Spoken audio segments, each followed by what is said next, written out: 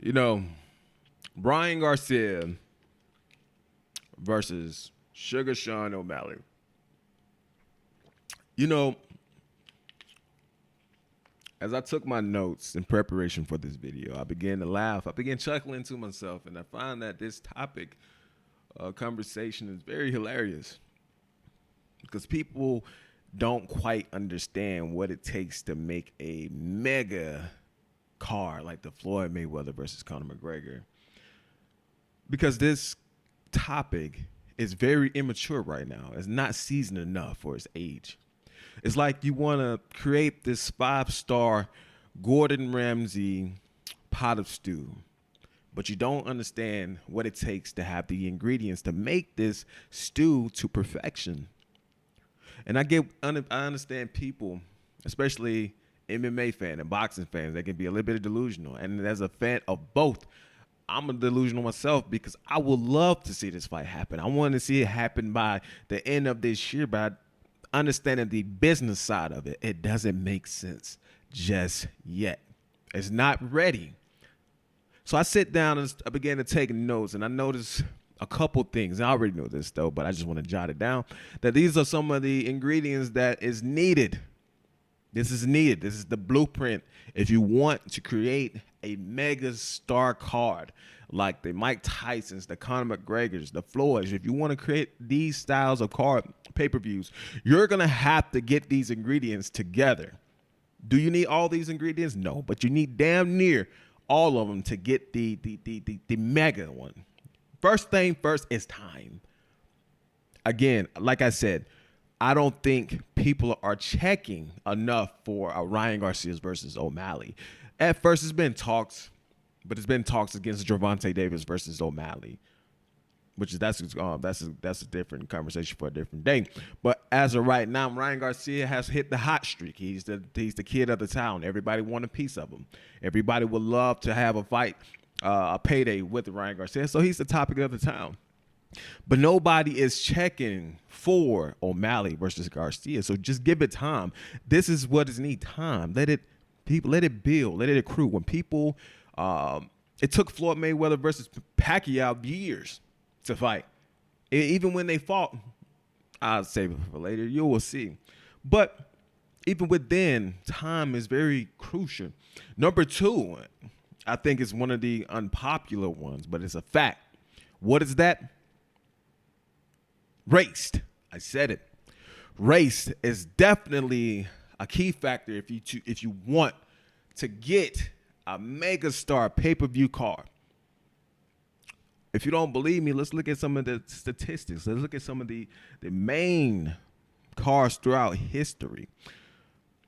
These are the top 10 biggest selling boxing pay-per-views in history. And it's going to be, the website is going to be www.givemesport.com. This is where I get my reference from if you want to take the opportunity out to go up and look at it.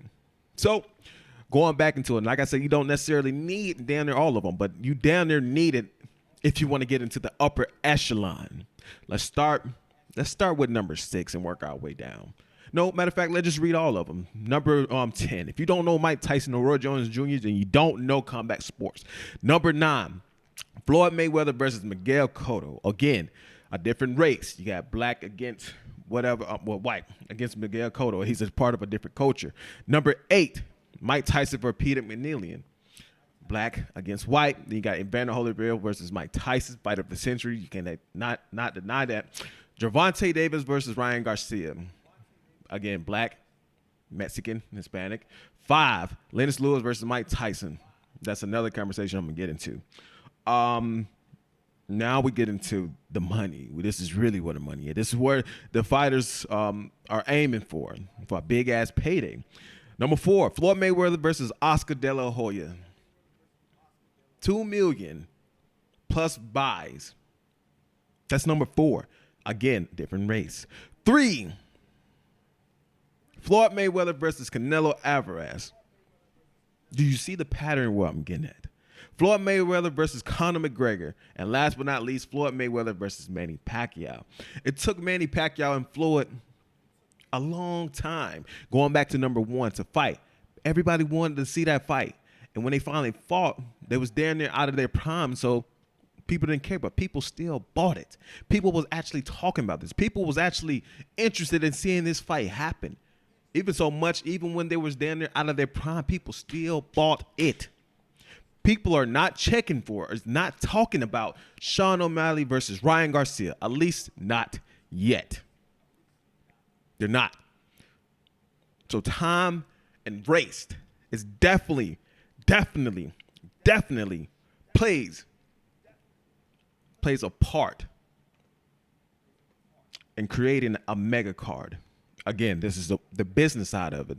Now, as a MMA fan and boxing fan, I could be a little bit delusional, especially MMA fighters, because they say that, man, come to a real fighting sport, come and do this.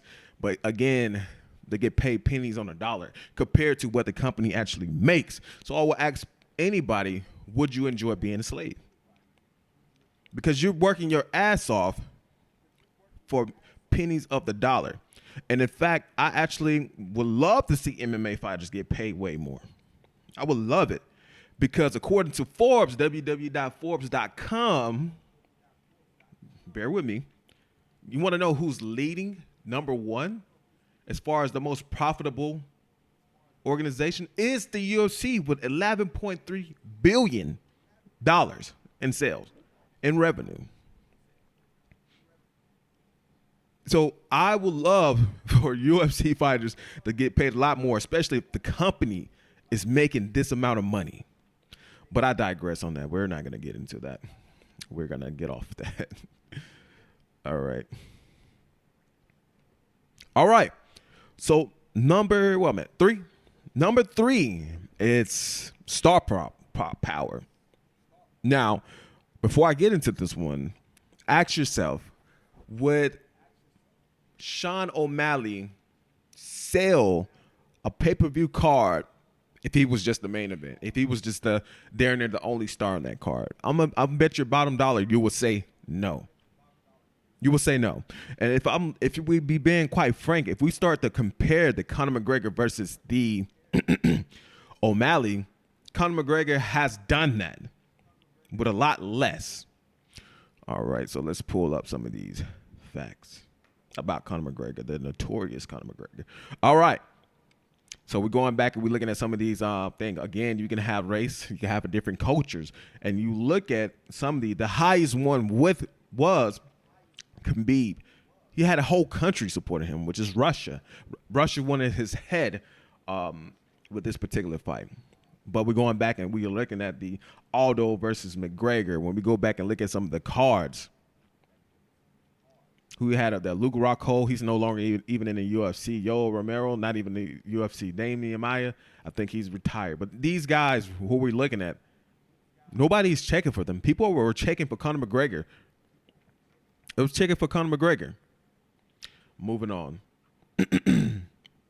McGregor and Diaz. Let's look at the undercard. Holly Holm. Nobody. Corey Anderson. No, Corey Anderson is not even in the UFC anymore. Again, nobody was checking for these people. Even the prelims. Nobody wasn't checking for these people. Conor McGregor darn near sold this entire card himself with the buildup of Nate Diaz. And my favorite one is McGregor versus Donald Cerrone. And I like the Cowboy. And Cowboy is very dope. Hell of a fighter. But when you look at these cards, underneath these cards, nobody is checking for these fighters. Even today, nobody is checking for these cards. Honestly speaking, I don't think Conor McGregor, Sugar Sean O'Malley even touches a million pay-per-views by himself. I don't think he do. I don't think he can sell that many pay-per-views by himself. McGregor did. And that's why he got the fight with Floyd Mayweather, because of his accolades, because what he brings to the table.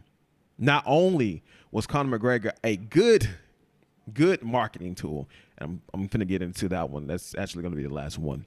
Conor McGregor actually has Ireland supporting him, backing him. I'm not saying that O'Malley doesn't have that same push as a Conor McGregor, But what I'm saying is that it definitely plays a role if you want to, get the pay-per-view sales. And last but not least, is number 4, which is marketing. Sean O'Malley doesn't do enough marketing. And when I'm saying marketing, I mean putting yourself out there, talking trash. I think the most trash he's talked has been this Cheeto versus Vera. But Conor McGregor, it didn't matter who he was fighting. He was giving 1,000%. Are you marketable? I think O'Malley is marketable, but he's not marketable of the Conor McGregor. You know, I hate to say it, but Conor McGregor set the tone. If you want to, he set the standard. If you want to get that, if you want to get this mega pay-per-view, this is some of the things you're gonna need. And I just broke this down for you. Now let me know if I'm missing a couple, but I'm pretty sure I'm hitting right on the head with time, marketing, race, and star power, and culture, that which will fall with race. And before you say, what about Ryan Garcia? Ryan Garcia has Mexico behind him. Let that settle in. Mexico is going to support their fighters no matter what. Then you have the boxing culture. Boxing culture spans with years and years from China, Japan, America, Mexico to the UK, Australia. It spans worldwide. So once we're talking about the magnitude of this card right here, the boxing community is going to support him. No matter if you're in the UK, Australia, China, Japan, you're going to watch it in support of boxing. Only support that the Sean O'Malley will have will be UFC in America. I don't think he's touched the UK and the other countries just yet. He will eventually get there, which goes back to time. He will eventually get there with the marketing, which is falls in the thing. Race, they're going to support him regardless. And number 4, star power. Eventually, he's going to get these things. But all it really matters is time. Now, if I'm missing anything, please let me know. I would love to be corrected if I'm missing anything. But I just don't think O'Malley has it just yet to make this fight happen. And who knows? In the next couple of years, this fight might not even happen. This conversation might not be brought up, which I'm predicting it not to be. But I could be wrong. Let me know what you think. I'm on to the next.